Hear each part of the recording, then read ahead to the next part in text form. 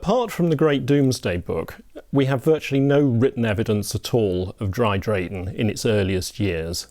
We're forced to rely on evidence from elsewhere, and we need to turn to the distant past beyond anyone's memory.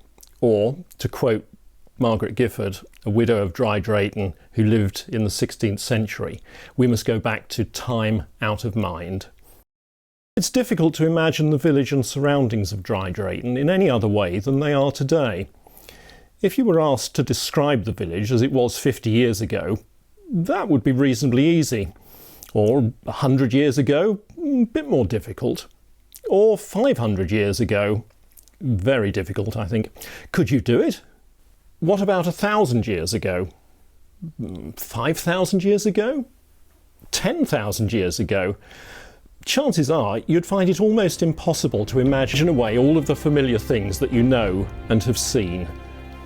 If we are going to travel through time and start to see Dry Drayton through 15,000 years of history, we must visualise a place where almost nothing that we see today exists. Take away the houses, the roads, the church, the fields, the hedges, even the village itself. Take away everything that the work of men and women who lived here over the millennia has created. The only thing for certain that we're left with to begin our story is the land beneath our feet. This stretches away in a series of shallow valleys drained by two main streams.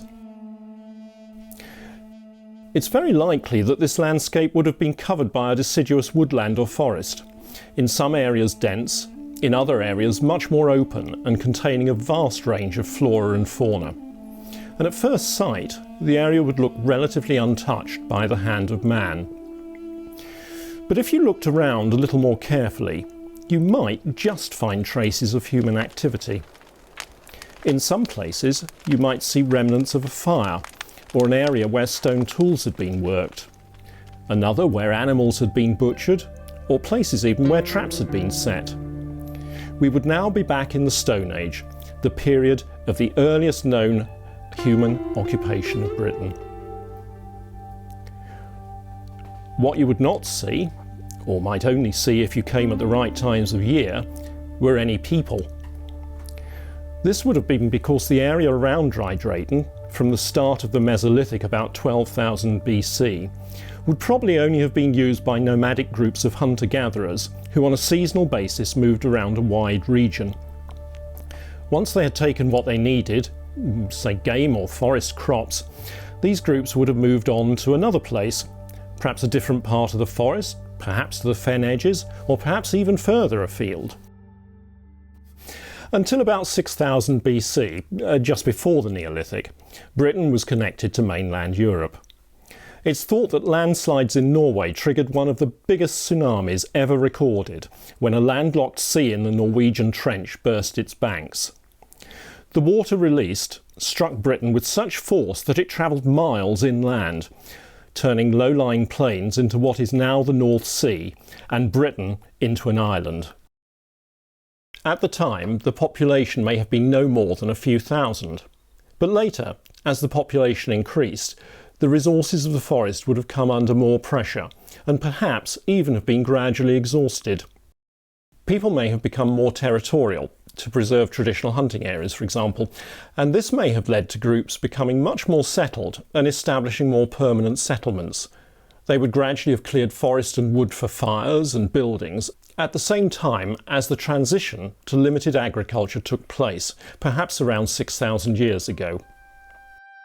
In the wider world away from Dry Drayton in these early times, there was the settlement of Skara Brae in Orkney over 5,000 years ago. Later in time was the construction at Stonehenge, and later still, the age of the pyramids. The world population at this time is thought to have been 5 to 10 million, certainly less than 20 million. Due to high infant mortality, life expectancy at birth was just 20 to 33 years of age. It's perhaps not surprising that very few traces of the early inhabitants of Dry Drayton can be found today.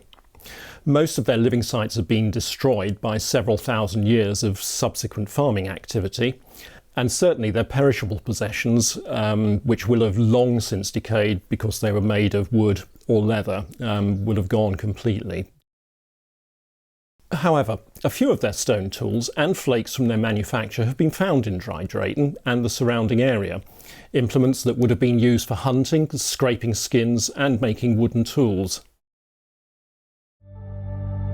As we travel forward through the distant past, our time out of mind moves through the Stone Age, the Bronze Age,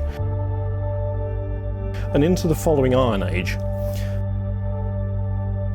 by which time most, if not all, of the woodland will have disappeared in the move to a more permanent agricultural occupation.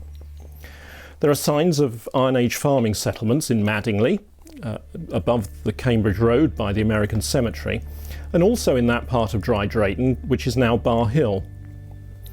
Amongst other finds there, a comb made from part of a human skull was found in 2023 during excavations for the A14 improvements.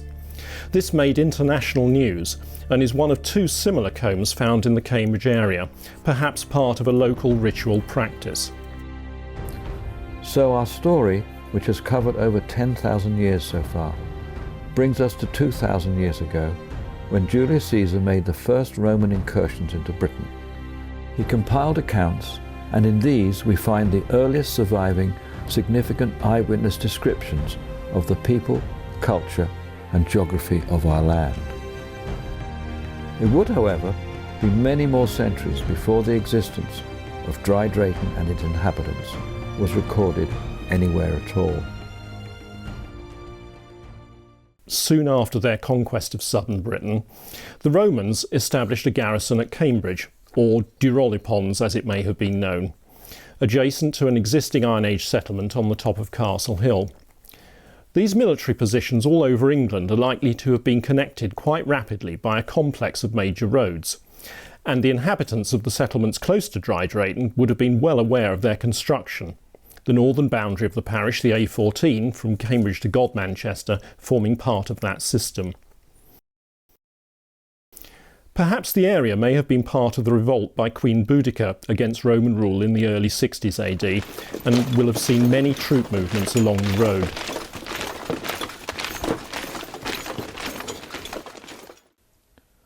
London, or Londinium, was founded in about 50 AD, when the population of Britain was thought to be about 2 million, and the world population to have grown to about 200 million.